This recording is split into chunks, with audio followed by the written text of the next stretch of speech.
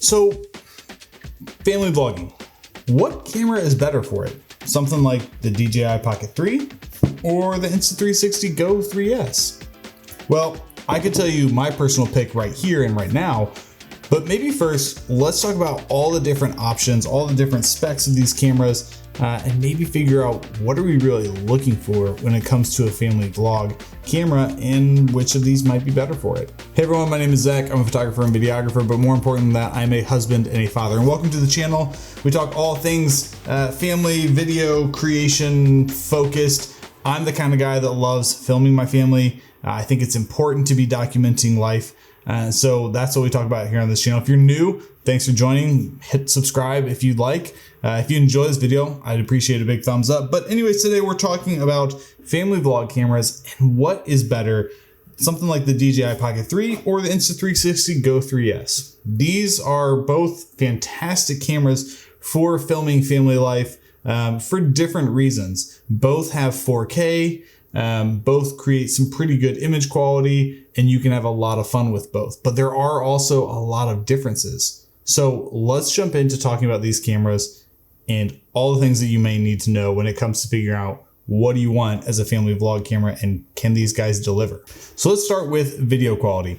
While both of these cameras do have 4K, that doesn't mean their video quality is the same. The Pocket 3 has a 1-inch sensor, so its image quality is pretty fantastic for the size of camera that this is. Along with this, it does shoot in 4K, 2.7K, 1080. You can shoot up to 120 frames per second in the slow motion feature. And it goes down to 24 frames per second, basically. Along with that, this camera has a mechanical gimbal, which means it is not going to have to be using digital options to stabilize your footage. It's going to be doing that with its gimbal. So in options like low light, you're going to have a way better image quality out of this camera than any other camera that has to do digital stabilization like the Go 3S. Now, this camera also shoots in 4K, 2.7K, 1080, but it doesn't even shoot 60 frames per second. It does 24 frames, 30 frames, and 50 frames per second. And that's it. So while this still does have some pretty good image quality and the videos that you can get out of this are awesome, it definitely doesn't have as much packed into it as the Pocket 3. So if you're looking for video quality alone, the DJI kind of wins on that one. But good thing that's not the only thing we're looking at. Next, we're talking about stabilization. Again, this guy has a mechanical stabilization on it. So you're going to get some pretty good stable shots out of this that don't even have to get into digital stabilization. So that means that you could get a shot from this. And yes, there might be a little wobble from walking, but when you pull it into your editing software, you can then stabilize that digitally and it'll look fantastic. The Go 3S does not have a gimbal on it, but it will digitally stabilize your footage. And that still looks pretty fantastic. Now, the downside there is anytime you're doing stabilization digitally, you are going to be cropping into your image. You're going to be losing a little bit of image quality, is what it is. But this isn't meant to be a camera with a gimbal. This was built for a very different reason. So stabilization on this, if you're looking at this camera for what it is, fantastic. But it does come with some downsides, being that it's digital stabilization. So your low light performance is going to suffer because of that. So if you're looking at stabilization alone, Pocket 3 wins.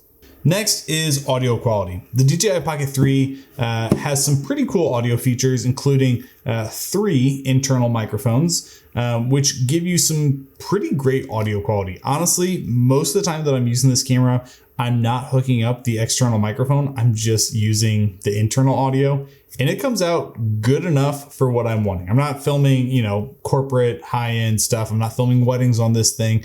Behind the scenes, maybe, but nothing that really requires audio.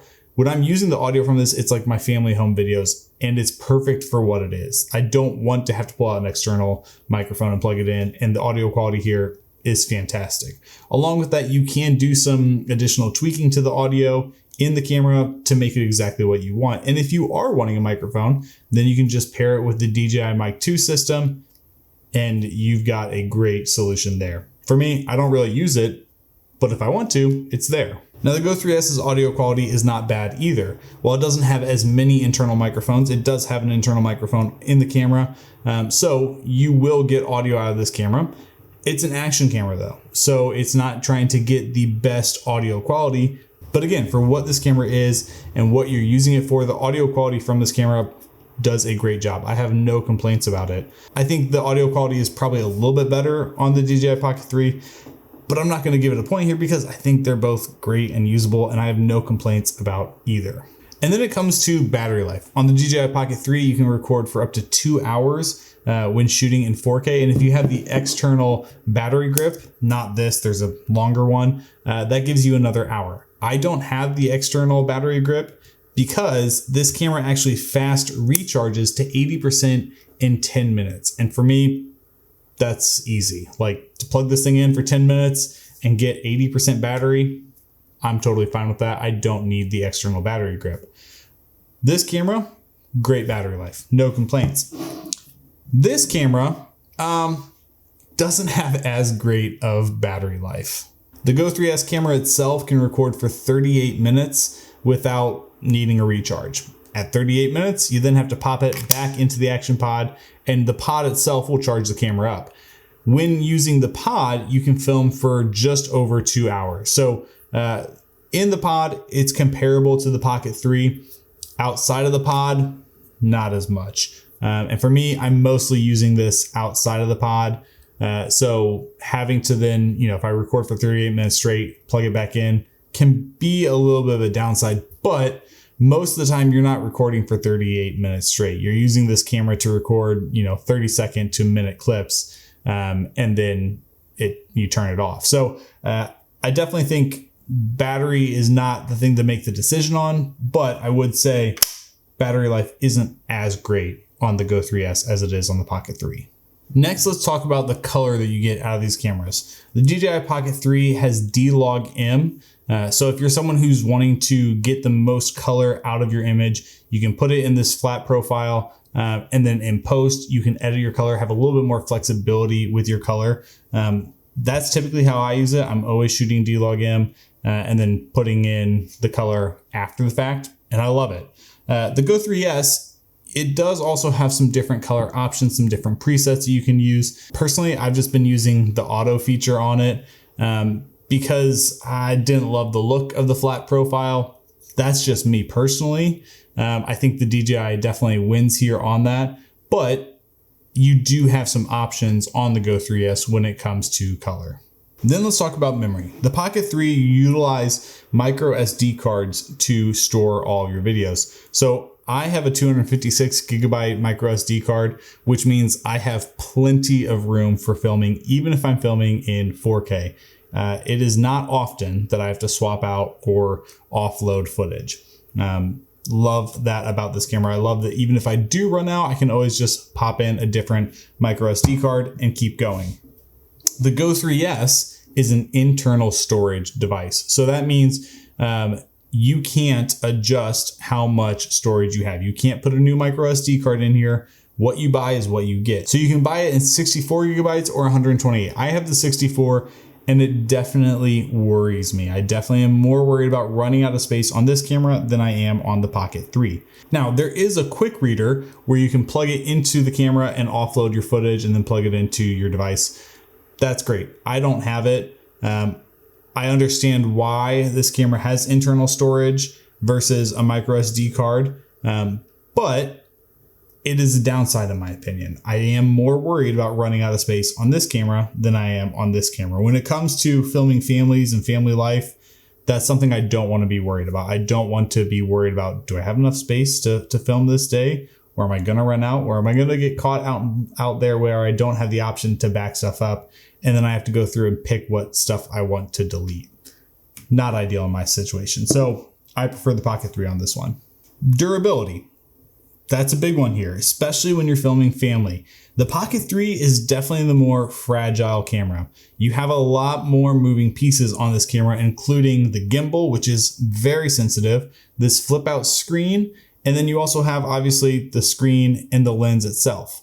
along with joysticks and buttons, this is definitely a more fragile camera. If you damage the gimbal or damage the screen or the joystick, you're just kind of out of luck. If you get a scratch on the lens or on the screen, you're just kind of out of luck. When it comes to the Go 3S though, this is your traditional action camera, so it is definitely more durable. It can be thrown around, it can be dropped, it can go in water. Also, if you damage your lens, guess what? You can take the lens cover off and put a new one on, which is a huge benefit in my opinion, especially when you're filming family life and you have kids who want to play with the cameras. I don't really give this to my daughter. This one, totally fine with her running around with. So I think when it comes to durability, and if you're thinking through a family lens, probably the Go 3S is going to be your winner, like any action camera would be over the Pocket 3. And then it comes to mountability. While the Pocket 3, you can definitely buy some different accessories to make this mountable in different scenarios. That's not what this camera was built for. This camera was built to be a handheld device and used in that way. You can do it differently, but it was built for this. The Go 3S is an action camera and was meant to be used in such a way. So there are definitely more options for mountability, including 3 different mounts that come with the camera. The hat mount, which you can clip right to your hat like this. You can also use it if you want. And then the magnetic pendant, which you can put around your neck, under your shirt, and attach the camera to you like that.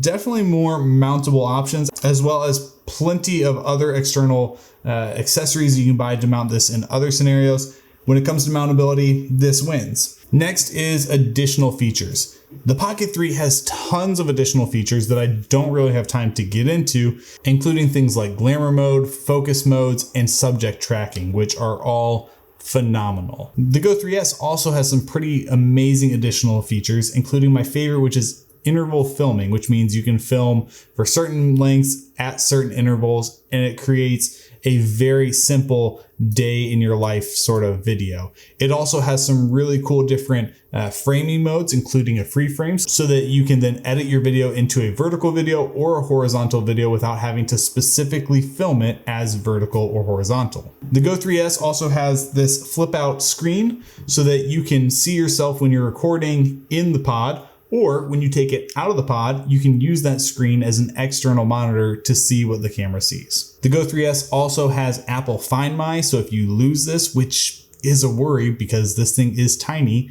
and especially if you're letting kids use it, a little worrisome, but you can connect it to Apple Find My and find it easily that way. It also has hand and voice gestures, which can really come in handy if you're having this on your hat or on your chest. You can just say certain things and the camera will do what you want, record, stop recording, whatever. Then it comes to the app. Both of these cameras have some pretty great app features where you can offload footage, edit your footage, all the different stuff. I've done videos on both, so go check those out. I don't have any complaints. I think personally I prefer the DJI Mimo app over the Insta360, but they're both great and they both have some great AI features that allow you to very, very easily edit your footage into some fun videos. Then let's talk about price. The Pocket 3 can come just like this for around $500, whereas you can also get the creator combo and get some more features for over $650. So definitely a good chunk of change there. You're really spending a lot of money on a camera like this. The Go 3S starts at $399 for the 64 gigabyte and goes up from there for the 128 gigabyte one.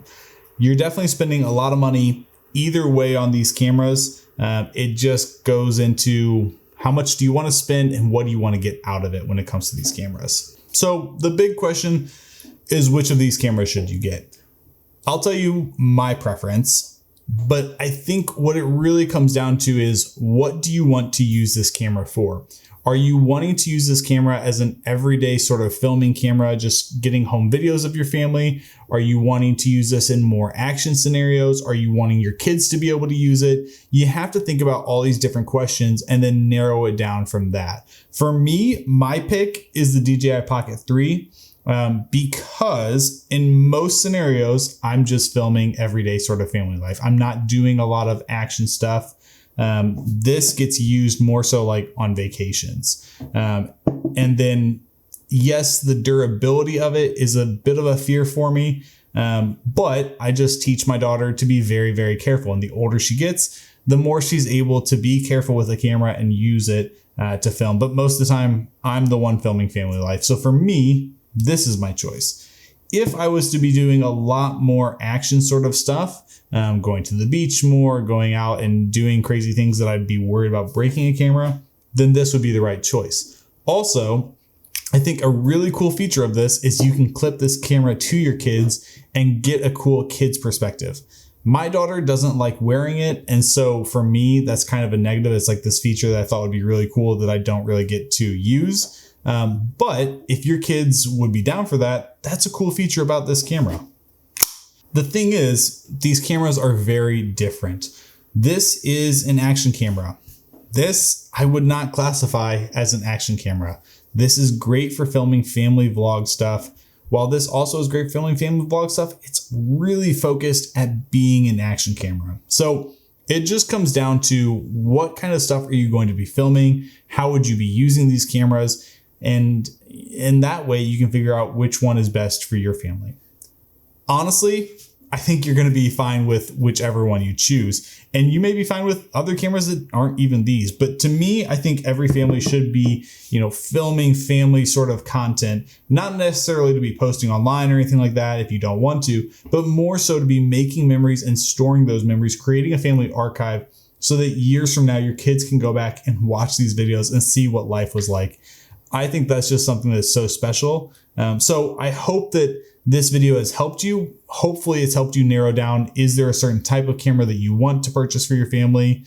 And from that, will you start creating some family content? But more so, I hope that you start to get a excitement about filming your family and creating your own personal archive of family vlogs and videos. And to note, I'm not sponsored by either of these. I purchased both of these with my own money. Yes, I'm able to have both of these cameras because I have a video production company, and so I use these for my company.